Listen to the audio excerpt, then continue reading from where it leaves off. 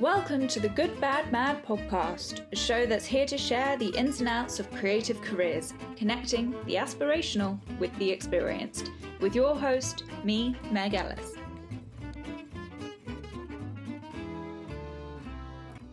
My guest for this episode is James Kniest. He's a cinematographer known for his horror work, including The Haunting of Bly Manor and Annabelle from the Conjuring series, which grossed over $250 million worldwide. We're here to talk to him about what goes into a cinematographer's role, as well as his transition from celluloid to digital over the years. Hope you enjoy it. James, hi. Hi. Goodness. Are you working on a TV series at the moment? I am, yeah, a new Netflix series. Very exciting. Yeah. They seem to be filming a lot up in Vancouver. It's like the new Hollywood. There's a lot of reasons. The exchange rate is really beneficial for production. And then COVID numbers have been pretty low. And there's some tax incentives as well that however much they spend, they get a rebate. So second home for you for now? Yeah, it has been a lot. I've been up here, the majority of the last 2 years, really. Which normally it's great because Los Angeles is only like a 2.5 hour flight. So you can bounce back and forth. But with COVID, like every time I go back to the States and I have to quarantine for 2 weeks here. And so I've done it 3 times since July. Oh, goodness. Thank you so much for agreeing to chat with us today. I'm excited. Yeah, so our whole mission really is to uncover the ins and outs of roles that are kind of less known to the general populace. So people tend to know what a director is, and people tend to they know what actors do. But anything beyond that, people never quite realize what goes into the full role. They can kind of guess, they can go, oh, cinematographer, something to do with a camera. And then that's it, but we know the role is so much more extensive than that. It's a really multifaceted role that you guys do. So we just want to try and learn a little bit more about it from the horse's mouth, really. Sure. No, I think it's fun. I talk to people all the time and I'm always explaining, certain job requirements and just the lifestyle. Really, it's a huge commitment. And I'm often surprised when people are like, oh, you have to work all night. I'm like, yeah, when you watch a movie or you watch TV and it's nighttime, it's because we shot at night for the most part, And they're like, oh, mind's blown. Yeah, it's like, oh, wow, I never thought about that. But, yeah, exactly. So I guess to start off in the simplest of terms, how would you describe what you do? In the simplest terms, what I do is I help the director or the producing team bring the written word on the scripts to life visually on the screen. Mm-hmm. So you're working in a completely visual language. Well, I used to think that, but I've come to learn there's a lot more clerical responsibilities now than I'd ever imagined, and it's growing more and more that way because organization is such a huge element, and planning is such a huge element, and information sharing is a really important element. So there's a lot more office work and especially in narrative work. We spend a lot of time planning. I always use the analogy that we design our puzzle pieces in the office, if you will, and then on set we're just manufacturing what we've already designed in terms of where the shots and the way the camera goes and the look and the film language and that kind of thing. So it's increasingly become more and more clerical and less visual. Oftentimes I do better in on set with cameras and lights and running around as opposed to sitting in an office. And that's been a big learning experience for me over the last, several years. And what do you think has pushed that change? Is it just tight schedules and tight finance budgets?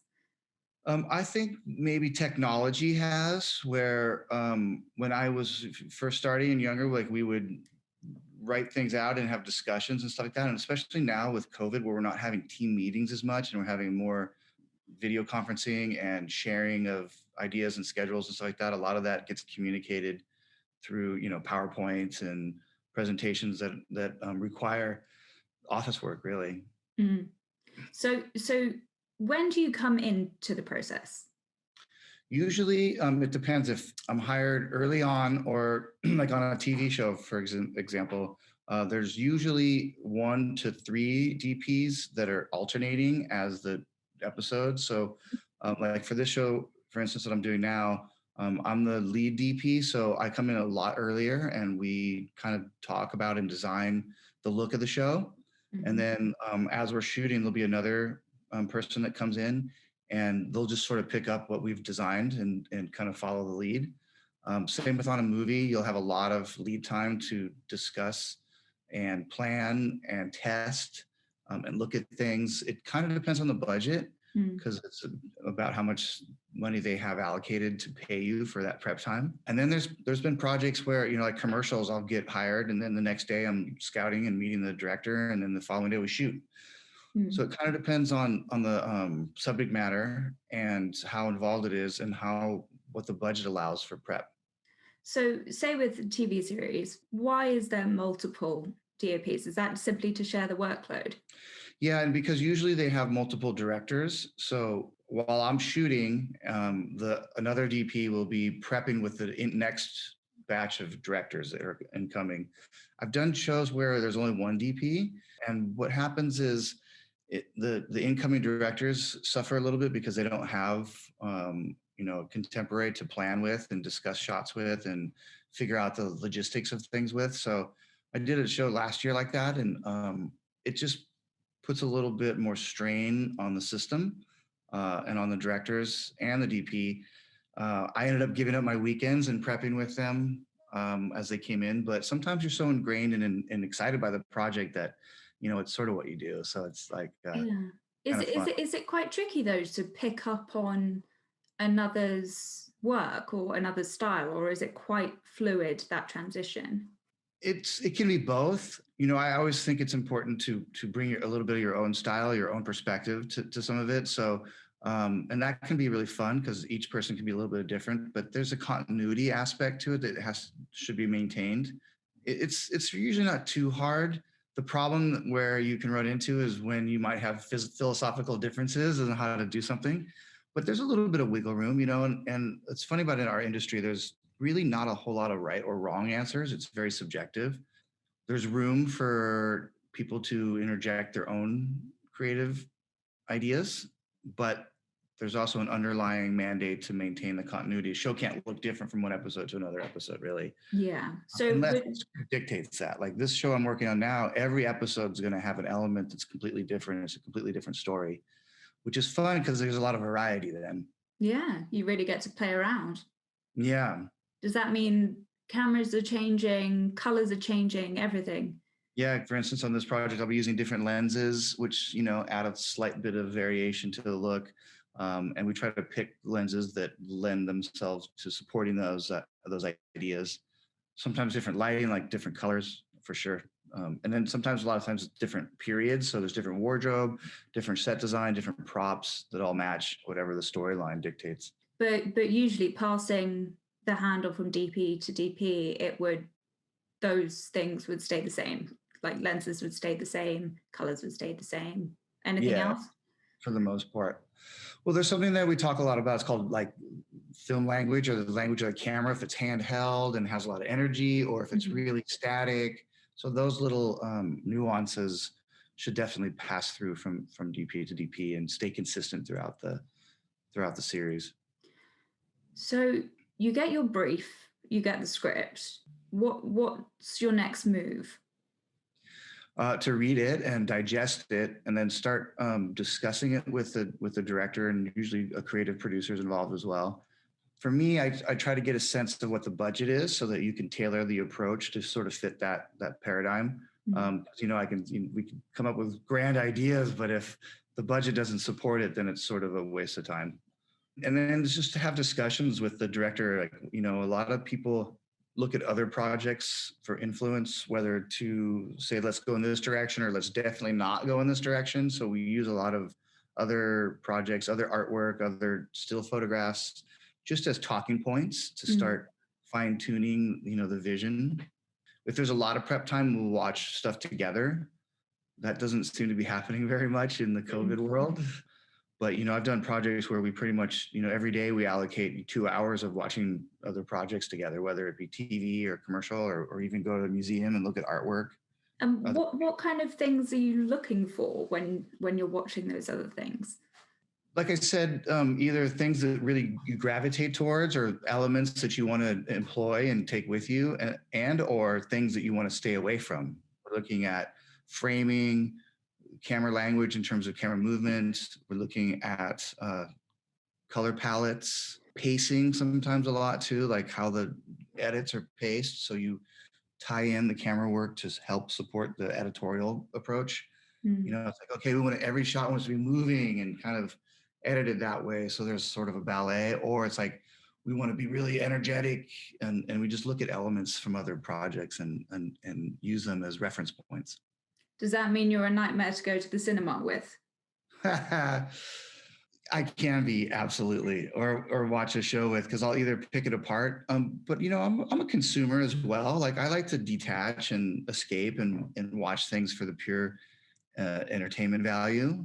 And a lot of times now I just try to enjoy that part. And then later I'll think about it and go back and look at specific scenes or things that may either have stuck with me or struck a chord, or, and then you kind of build a library in your head of references. And it's funny because it's sometimes can be a point of insecurity when people, you know, cite other films and different shots and different filmmakers, and of course, some of them come to mind right away, and other ones are a little bit harder to remember or find. And so we end up looking back, and it's like any other industry. Like, I can imagine, you know, chefs talking about other famous restaurants, and I can imagine musicians talking about other pieces of music. Yeah, you're learning from the previous work. Yeah, absolutely. Is that how you've kind of learned the most about what you do? That trial and error. I was formerly trained as a photographer, cinematographer. Things have changed a bit with the digital era.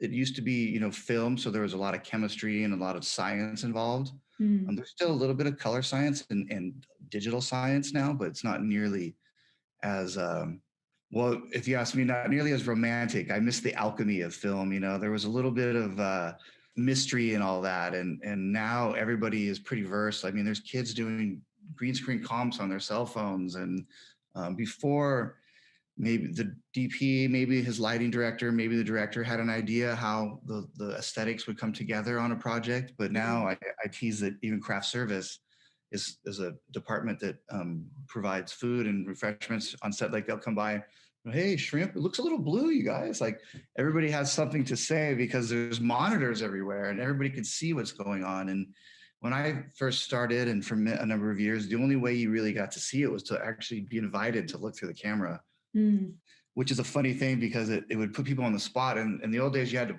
actually push against the viewfinder to open it to see. And you could tell people were timid and they just kind of put their eye there and they go, oh yeah, it's great. Oh yeah. But they never actually pushed hard enough to open the viewfinder to see it. And it was always kind of funny. Was that transition from film to digital like a joyous one, or was it a bit intimidating?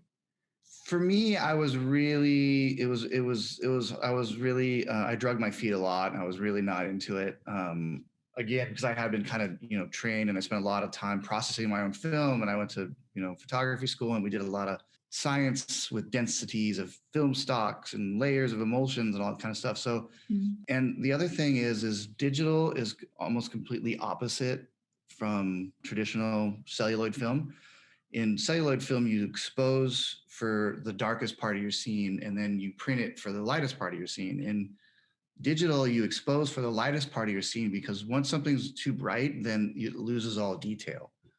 So it's actually completely opposite, and it was a little bit hard to be intuitive for digital, you know. And but now, after years and years of it, I do miss film quite a bit. There is a little bit of a resurgence now. People are trying more and more to shoot film, because one of the things that's happened is that there's only a few really good professional digital cameras, and there's a latitude of being able to change the look, but for the most part, things kind of look all the same. That's why lensing has become really popular, because that's really where you introduce some differences and some character and stuff like that. So people are always clamoring nowadays to use older lenses because they marry well with the digital sensor. I know it's all kind of technical.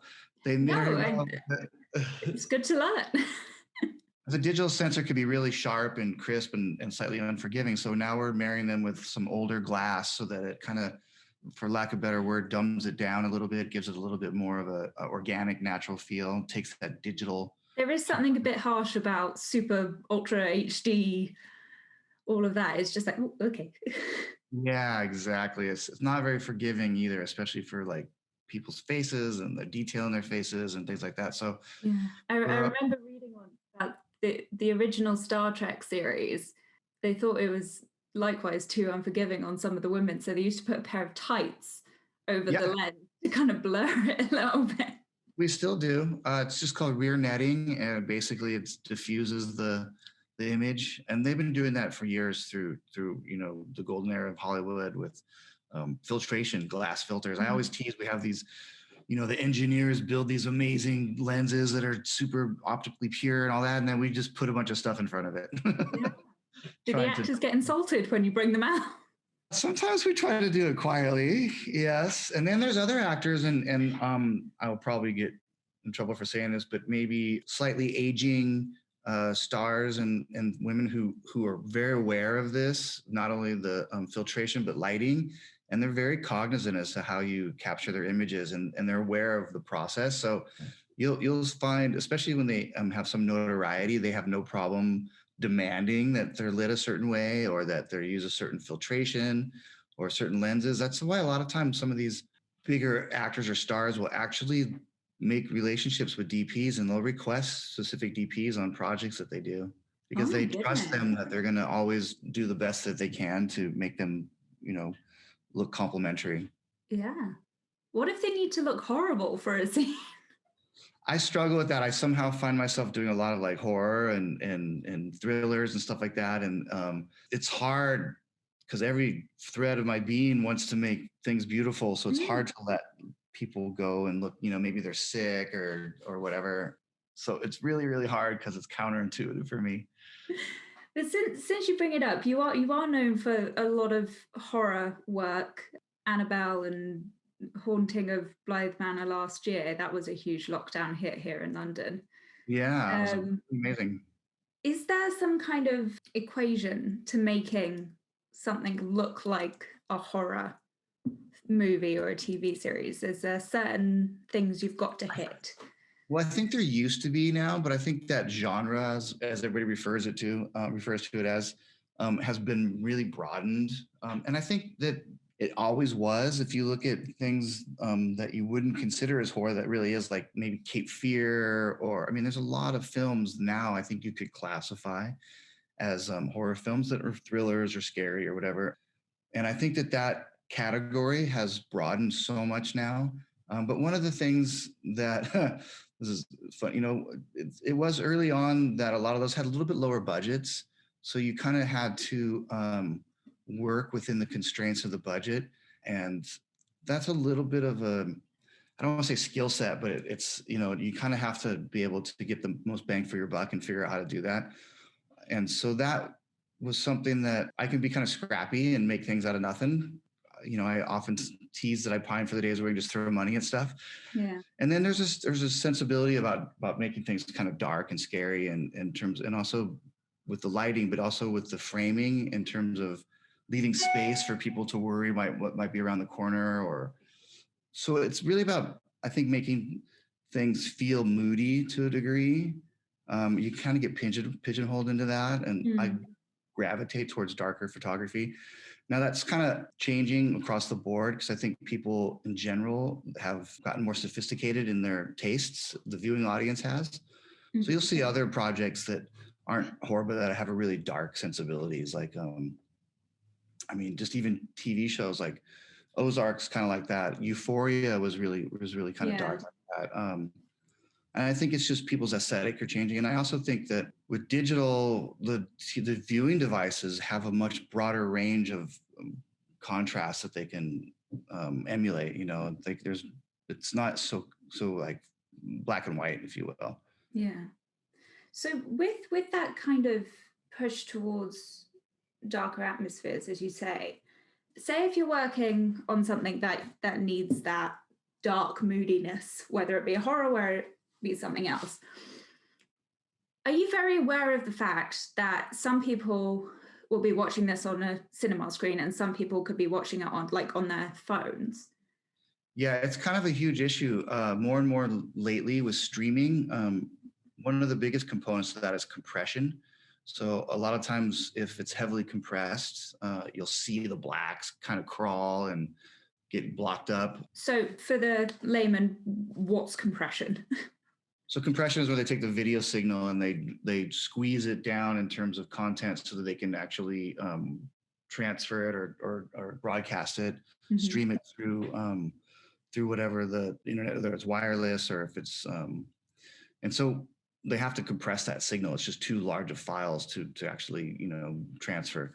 And each streaming platform has its own algorithm for compression, whether it be Netflix or Hulu or Amazon.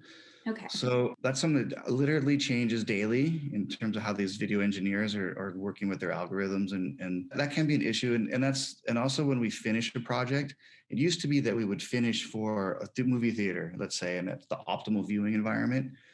Now we don't know. And I actually tease about that. I was like, well, how is the person that's watching this on the bus going to handle the footage? So it's a little bit of a, it's a huge span between the two viewing environments. So it's like, what do you do? I think my take on it is you have to be slightly cognizant of people watching it in less than an ideal environment. But really, I think you need to gear the image towards the best viewing situation. And I think that people who aren't willing to watch something in on a regular television or in a movie theater, they're gonna suffer a little bit. I would rather something look really good on, let's say, a decent television set than worrying about the person watching on their iPad, when they're on the subway or whatever. But say the TV series you're working on now, it's Netflix, right? Does that mean you specifically have to cater to their bandwidth?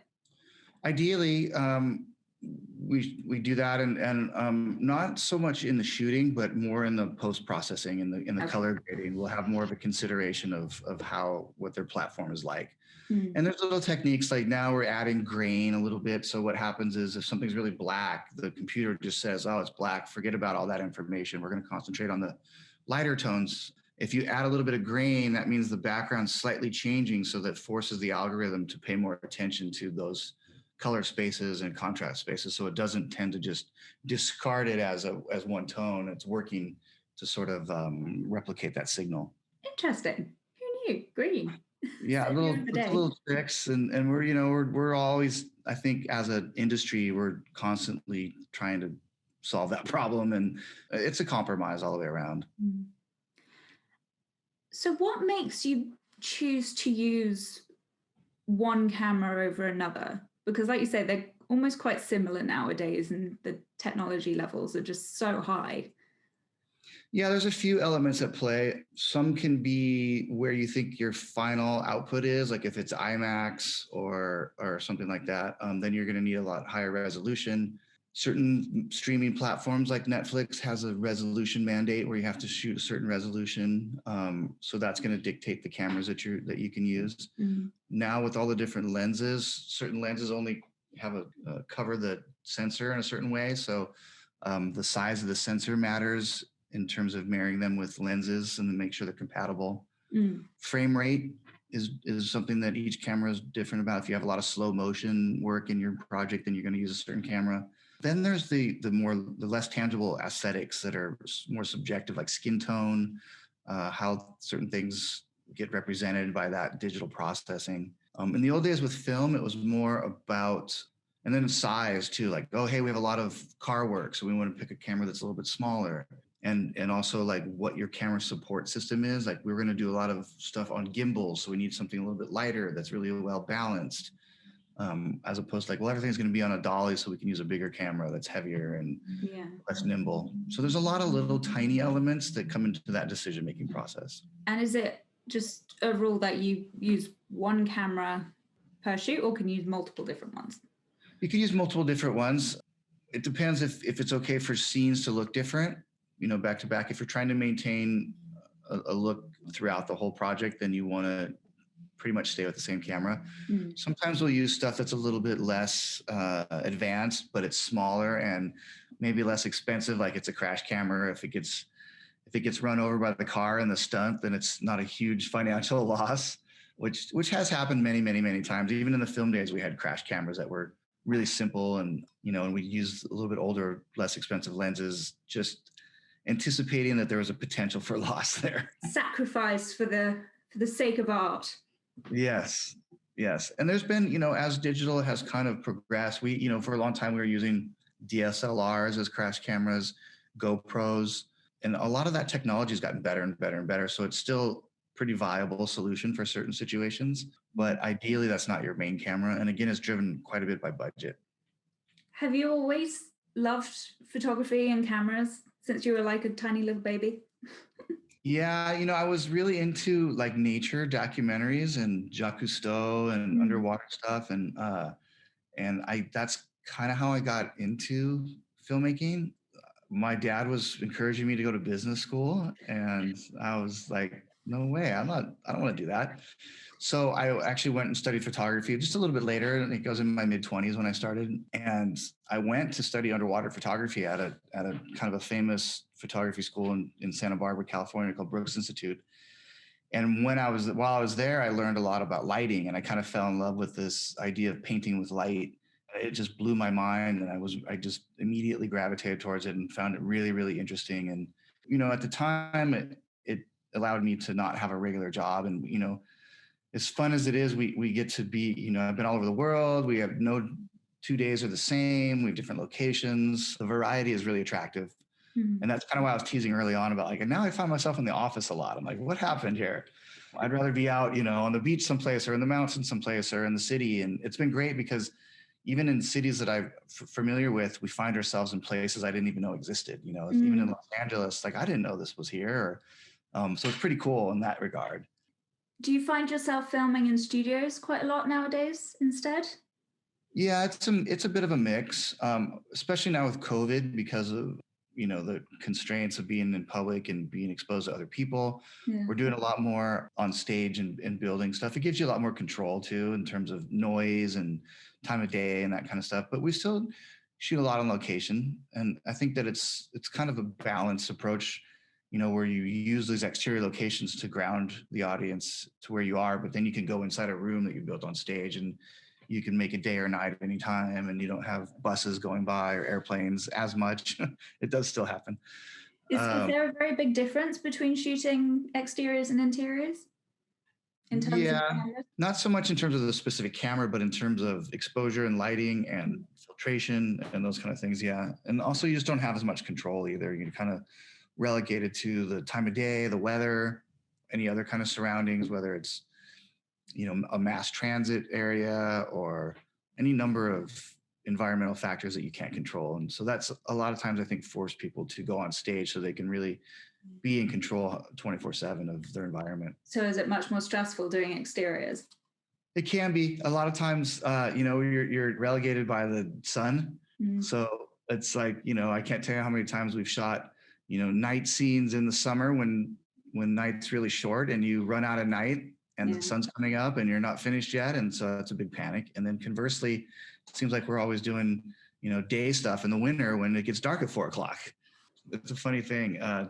And most people call it magic hour at sunset. I call it tragic hour. Yeah.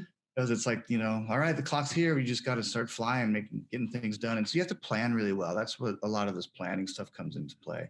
So to talk about that planning a little bit more, you've had your conversations with the director, with the creative producer, all of that. When it comes to the day to shoot those scenes, you put together a shot list, right? Yep. Is there, well, I guess for the basics, can you tell us what a shot list is? Yeah, a shot list is basically just a list of specific camera angles and action from the actors and how you're going to move the camera accordingly. And we make a list of the shots that we want. Usually it's a little bit of a dream, and then we have to prioritize what's the most important ones and do those first, or at least put the most effort into those. And then we can change the order based on how things are going. And a lot of times logistically, it's like, okay, we're looking this way, so let's do all of our shots looking one way so that we're not going this shot and then this shot, because inevitably everything's got to move, we can't. So we try to be efficient in the logistics of it in terms of like, doing all your shots facing this actor this way and then do all your shots. And it's a little bit hard sometimes on the actors because they have to bounce around sometimes. Or you just run the scene from top to bottom every time. Yeah, you do feel quite bad for them having to do it the same. I guess that's their job, really, isn't it? So are there some standards which you would see on every single shot list? Yeah, for the most part. It's funny because I'm always motivated to break away from the standards. But inevitably in storytelling, there's just certain beats that you have to do, establishing wide shot and then, cover the actors. And you'll see filmmakers that are trying to push those boundaries and do stuff outside of the box, because I think it can become a little repetitive, especially in like episodic work and TV work, where you traditionally have more coverage. Like, okay, you have your wide shot of the two people talking, and then you have the profile of two people talking, and then you have their close up and their close up. Where in a film that can have a little bit more creative expression, like, oh, the camera comes down from the sky over the dialogue and it sees the one person and it wraps around to the other person and that's your shot. So there are some standards, especially in TV and episodic stuff, but I think as a whole, we're all trying to get away from those to some degree. What styles do you find yourself drawn to? Say if someone gave you carte blanche, like what would you go for? I love moving the camera. I think it's challenging because you're seeing a lot of the real estate. So placing the lighting in the right place, making sure the set dressing and whatever location you're at is handled properly, because you're seeing a lot of it. So I quite like to do that. Plus, I think audiences are sophisticated now, and we're so used to a lot of visual stimuli that just a static shot isn't as interesting for people. And I think that they may lose their attention to some degree, especially the younger audience. And then you can kind of reserve that slow, static shot for when you really need to bring things down and use it in terms of pacing the edit. Yeah. So I guess this all comes back to the planning, doesn't it? It's like you're thinking, oh, I want to have this style for most of the film, but it needs to lead to this apex of really still, quiet moment, and then you can go back to moving and that kind of thing. Exactly. And that's the part where you're looking at other films and you're kind of analyzing how the feelings that are conveyed through that camera language. And if you want to either go in that direction or you want to steal from it, like pay a little homage to it or use it, like, we're always kind of picking and choosing little elements from stuff in the past that we want to employ in our projects. As a established DP in today's kind of film capital, really, what do you think it's like for someone trying to enter that role? Like, I'm assuming you see newbies trying every now and then. Yeah, I mean, it's changed a lot again with the advent of the digital cameras. It's not nearly, the barrier to entry is a lot less, and you can do a lot of amazing stuff on your cell phone. I mean, nowadays there's a lot of really cool apps. The resolution of them is pretty good. Now a lot of them have these, amazing lenses. So it's a little bit easier to exercise those muscles. When I was coming up, I had to actually get a film camera, shoot it, process it, transfer it. Now, a lot of that whole process has been streamlined and it's more accessible than ever to anybody. Even a basic laptop is a really powerful editing tool, and you can do a lot of really simple things. Like kids these days can practice their ideas and discover maybe their style by shooting stuff on their iPhone and editing on iMovie or whatever Android platform there is. But no, it's true. I mean, there is so much more accessibility nowadays, but I think that can also mean a bit of overcrowding, Absolutely. I mean, it's really, and now people get hired by their Instagram page. I was going to say, is that what people are looking at? Is that what producers are starting to look at?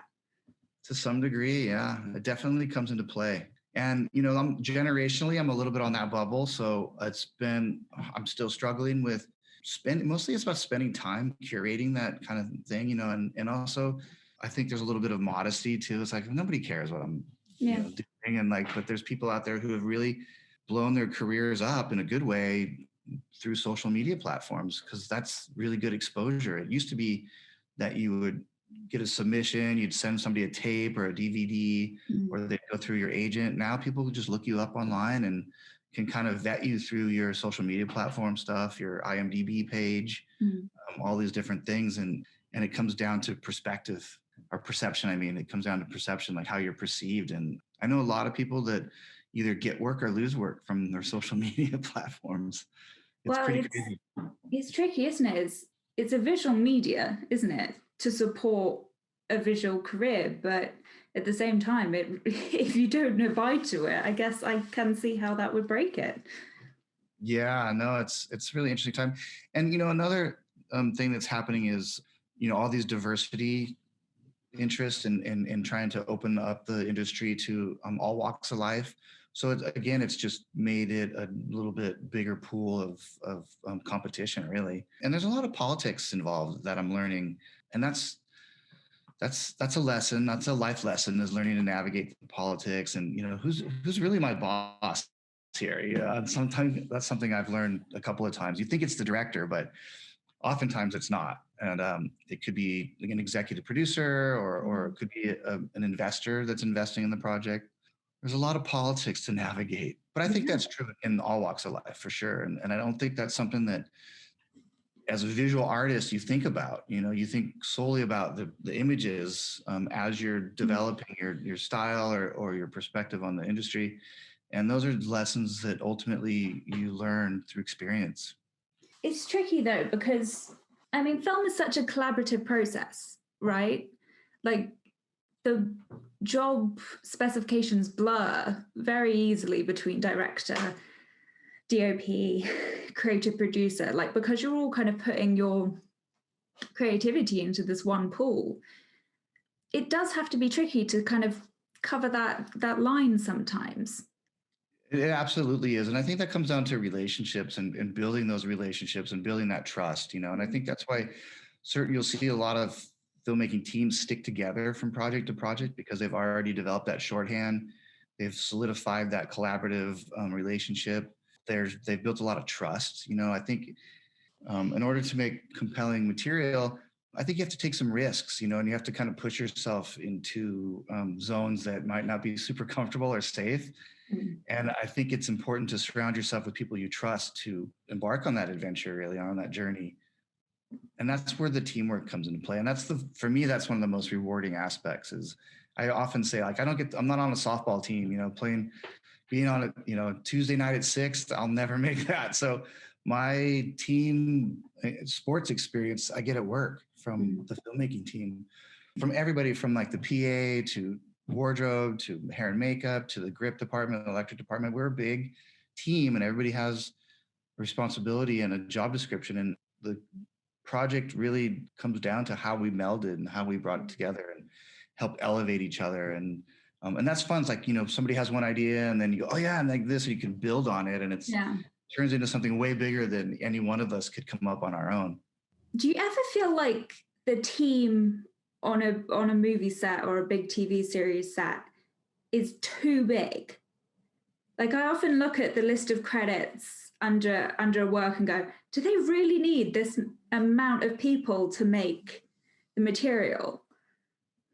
Yeah, and I think sometimes, and I've been on really, really big projects and really, really small projects. I think it just depends on the work at hand and what needs to be accomplished. And yeah, things can be too big where it's just hard to steer the ship. It's hard to stop it. A lot of times too, it's like, oh, I want to get this camera angle, but we literally have 50 trucks parked that way. As opposed to working, sometimes on really, really small projects where there's only a few of us, and you're way more nimble.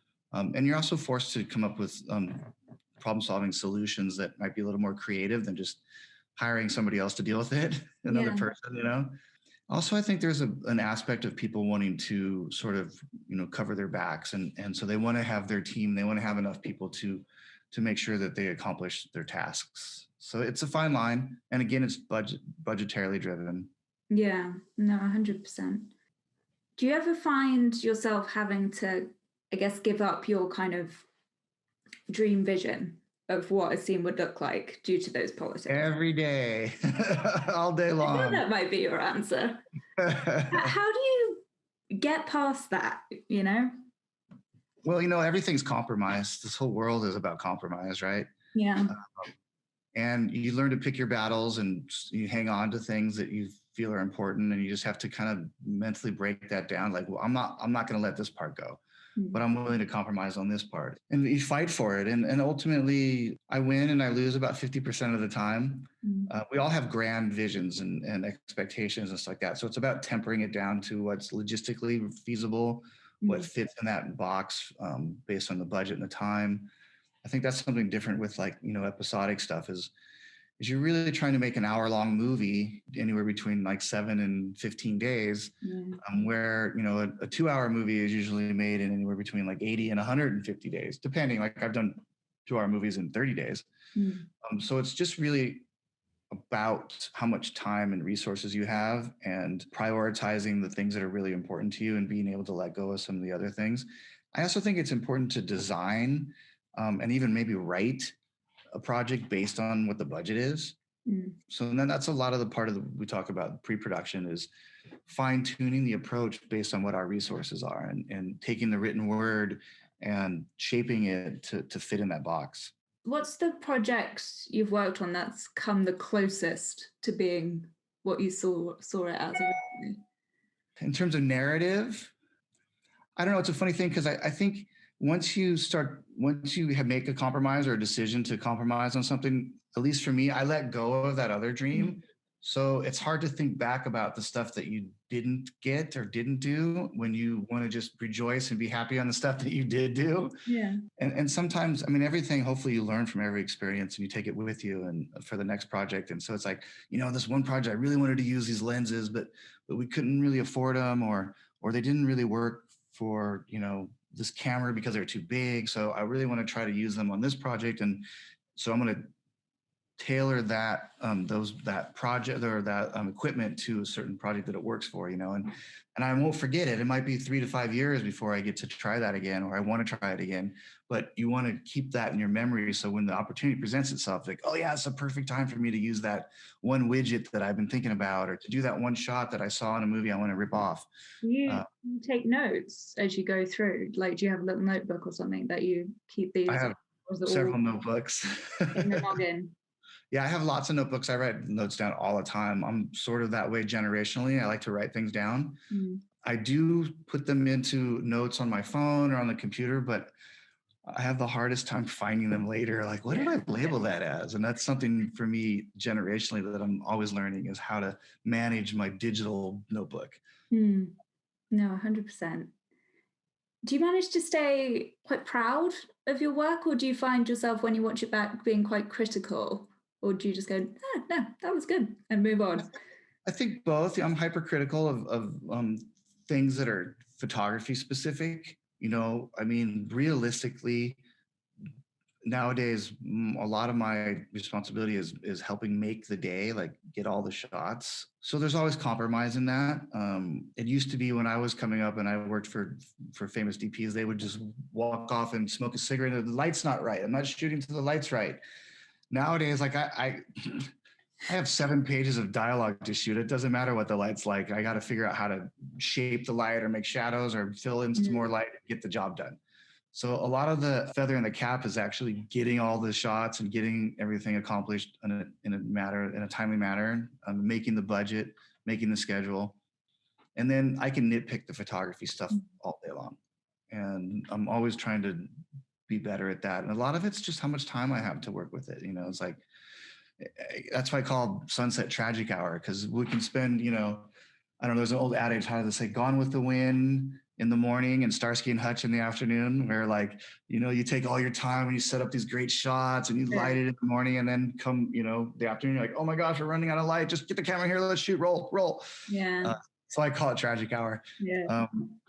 So you have to be cognizant of that. And now we're starting to really track our days with the clock and try to, you know, move on regardless of whether or not we feel like we got it. It's like, okay, we can't compromise the latter work in the day for this one shot this morning. So, and a lot of times the producer will say, you guys got it, move on, like, let's go. And you're like, no, but there's this one thing, this one shadow, I want to redo it. Like, and you have to take into consideration the actors too. Like, you don't want to make them do another take because a lot of them, the actors continually amaze me, like how much of themselves they expose and how deep they go to get these characters. And I'm always fascinated by the actors that can be telling a joke right before a take and then sit down in front of the camera and cry, and then okay, cut, and they go, and then anyways, the donkey goes in the bar, and you're like, how do you shift gears like that? Like, Yeah. it's always fascinating, and the really good actors do that all day long. Goodness. Do you have any advice that you would pass down to the next big DP coming up? I would say, follow your heart, learn to pick your battles, shoot. And that's the great thing about today's era is there's so many, it's so accessible, and you can practice your craft and then watch a lot of stuff and figure out what you like and what you don't like. And I think it's okay to emulate other styles. And it's not a ripoff, it's an homage, really. And then I would say that regardless of how artistic you are, ultimately you still have to manage your money and plan financially. And that's something that I thought I was escaping, trying to be in the arts, but ultimately you have to be a business person too. Well, it's a creative career, isn't it? It's not just being creative. You do have to know it as a career. Yeah, it's a job. Likely you have to make money. Most people do. And There so should be one who didn't. right, next life. I always tease my dad, hey dad, where's my trust fund? He's like, just go to work. He's like, I spent it, I had fun. Make your own money, kid. So, I think that's something that it didn't really sink in and to me until I was probably in my 30s, So it's something I tell kids all the time, even just like structure your business a certain way, save, think about taxes. My grandpa told me a long time ago, it's not how much you make, it's how much you keep.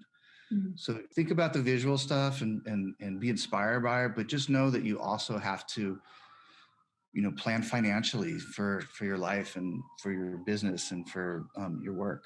Yeah, very good advice. I mean, it only means that you can do it for longer if you're careful, Or not, because you could retire. Well, that is true. But hey, people are doing this for the love of it. Well, I'll tell you, I'm constantly amazed by people in my role that work well into their 70s. And I used to tease like, oh, they must have, a vacation house and a boat and 2 ex-wives. But really that it's just so rewarding and it can be so inspiring. And I think that people that have made a career out of it don't want to stop. James, thank you so much. You're an absolute superstar. Thank you so much. It was lovely speaking to you. Thank you for listening to this episode of the Good Bad Mad podcast.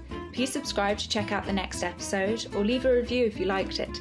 You can find us on Instagram @goodbadmad or at goodbadmad.com for additional resources and information. See you next time.